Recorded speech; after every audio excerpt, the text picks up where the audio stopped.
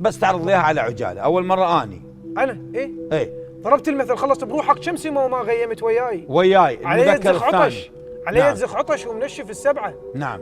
بقصايب يا حلم، جاي يحكي وياه بقصايب يا حلم، شديت روحك خيط الاخر. نعم. خيطك من يمر دخان ما قطعه. نعم. ثقلت بروح جثه وما لقيت جناز، وخيالك قمت اشوفه منين ما ضيع. الله جميل جدا. انا هنا وصلت المرحله وياه. جميل. خيالك قمت اشوفه منين ما ضيع، اللي يسافر للبتش ياخذ عيون متاع، جاي اقول له. نعم. اللي يسافر للبتش ياخذ عيون متاع، على جفني ولام جايه مخيطه الدمعه. جميل جدا. اللي فارق لي شبر ابقى التفت لسنين. نعم. وتاني بكل جرح يا لجملت رجعه. استاذ هاي الابيات انا كتبتها كمثل بالمؤنث.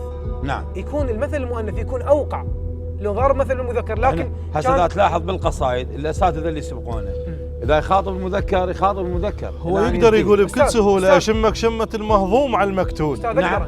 لكن المثل بالمؤنث يكون اوقع، وتبقى القصيده على رتم واحد وعلى حنين الام. نعم. لكن الابيات بالمؤنث تكون حميميتها اكثر، يكون وقعها اكثر على المتلقي.